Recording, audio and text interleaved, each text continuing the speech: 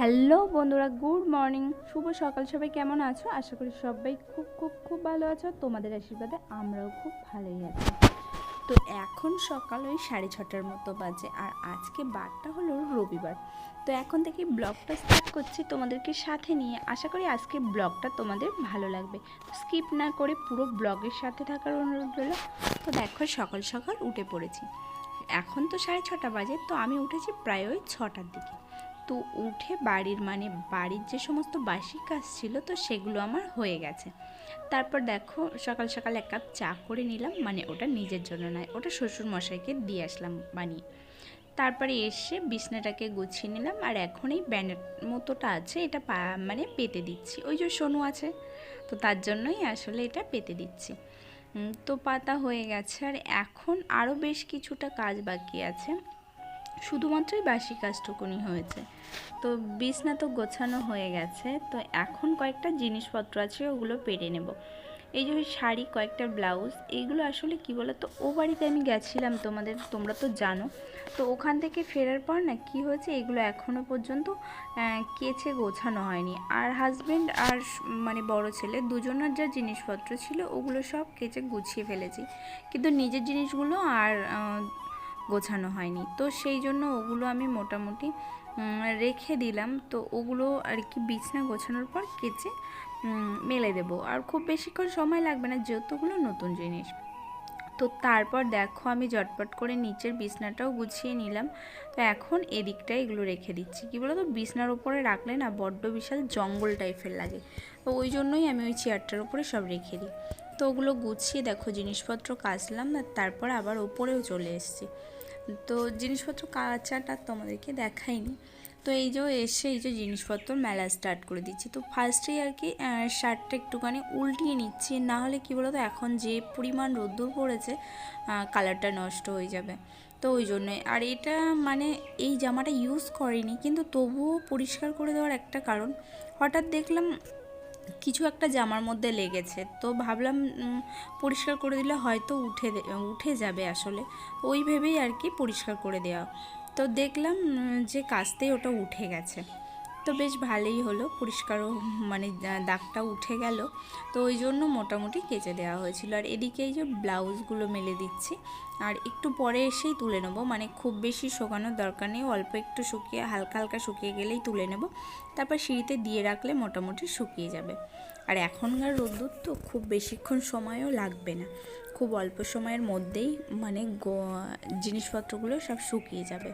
তো সেই জন্যই দেখো, ওদিকটায় তো শাড়ি আর এগুলো আমি মেলে দিলাম, আর তারপর এদিকে শার্টগুলো মেলে দিচ্ছে। আর এই যে বড় ছেলের শার্ট, এটা কি বলো তো, কালকে একটা হরি পূজা বাড়িতে গেছিলাম, তো সেখানেই আর কি ও পড়ে গেছিলো। কয়েকদিন আগে এগুলো গুছিয়ে ফেলেছিলাম, তো আবার বার করতে হলো। এবার আমার শাড়িগুলো মেলে দিচ্ছি। তো বন্ধুরা, এর মধ্যে আমি একটা কথা বলি, আমার ফোনটা না খারাপ হয়ে গেছিলো, তো ওই জন্য কয়েকদিন আমি ভিডিও দিতে পারিনি, আর আমি ভয়েস ওভারটা পরে দিচ্ছি। তো প্লিজ তোমরা একটু পাশে থেকো। যাক আমার শাড়িটাও মেলা হয়ে গেল।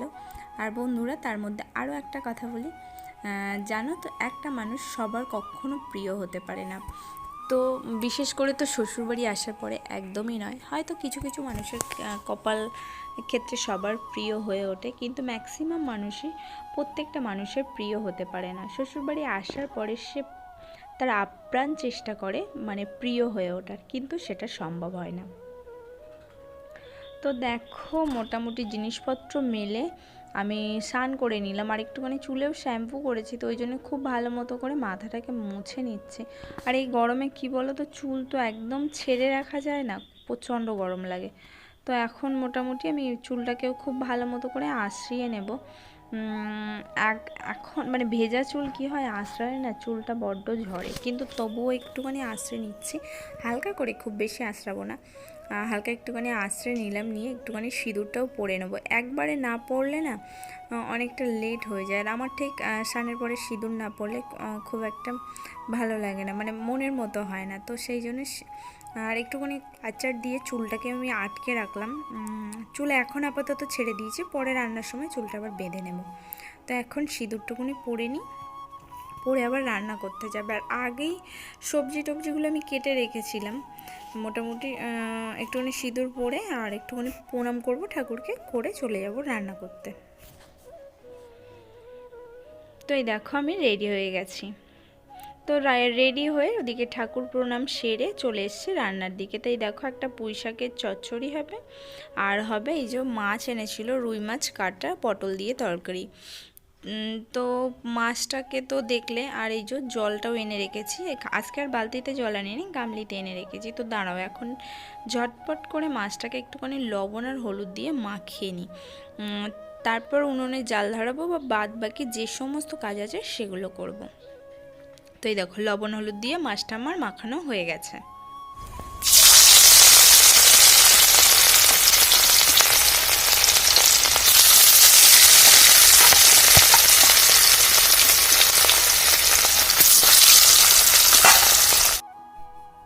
যাকে এদিকে মাছটাও আমার ভাজা কমপ্লিট, আর মাছটা একদম লাল লাল করে ভেজেছি। কি বলো তো, মাছ না একটু কাঁচা থাকলে আমার খুব একটা ভালো লাগে না, যদিও অনেকেই আছে একটু নরম মাছ ভাজা রাখে, তো সেক্ষেত্রে স্বাস্থ্যের দিক দিয়ে খুবই ভালো।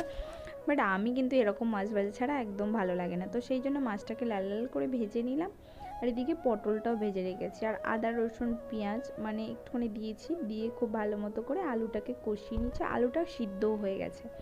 তার মধ্যে দেখো পটলটাও দিয়ে দিলাম, দিয়ে খুব ভালো মতো করে আর একটুখানি কষিয়ে নেবো। তো কষিয়ে দেখো জল দিয়ে দিয়েছি, আর এর মধ্যে যে কয় পিস আমার মাছ লাগবে সেটাও দিয়ে দেব। তো সব শেষে দিয়ে দিয়েছিলাম জিরে গুঁড়ো, আর অন্য কোনো তরকারি তোমাদেরকে আমি দেখাতে পারিনি। তো ওই দেখো তরকারি রান্না মোটামুটি আমার কমপ্লিট, আর এখন খাওয়া দাওয়ার সময় এটা আমি তোমাদের ভিডিও বানালাম। তো তারপর বিকেলবেলা এই দেখো জিনিসপত্রগুলো সব, মানে বিকেলে নয় দুপুরেই এনে রেখেছিলাম, তো এখন এই যে রাখা আছে। তো আবার ইভিনিংয়ে ফিরে এলাম। গুড ইভিনিং বন্ধুরা, শুভ সন্ধ্যা। তো দেখো সন্ধ্যেবেলা কী করছি বলো তো, রুটি বানাচ্ছি। রুটিটা যদিও আমার জন্য নয়, এটা শ্বশুরমশাইয়ের জন্য। তো এই দেখো রুটিগুলো কি সুন্দর ফুলছে না।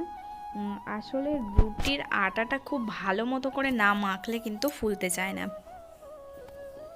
আটাটা একটু নরম করে মাখতে হবে, আর আটাটা মাখতে হবে খুব মানে গায়ে জোর দিয়ে, মানে খুব সুন্দরভাবে মেখে নিতে হবে। সে ঠান্ডা জল হতে পারে, গরম জল হতে পারে, কোনো অসুবিধা নেই, কিন্তু আটার মাখাটা একটু বেশ নরম করে ভালো করে মাখতে হবে, তাহলেই অবশ্যই রুটিগুলো খুব ভালো ফুলবে। আর শুধু তাই নয়, মানে যখন আমরা রুটিটা সেঁকছি তো তখন কি করতে হবে বলো তো, জালটাকে সব সময় একদম লো রাখলেও হবে না, একদম হাই রাখলেও হবে না, মিডিয়াম। কিছু কিছু সময় একটু জালটা আবার বাড়িয়েও দিলে ভালোই হয়।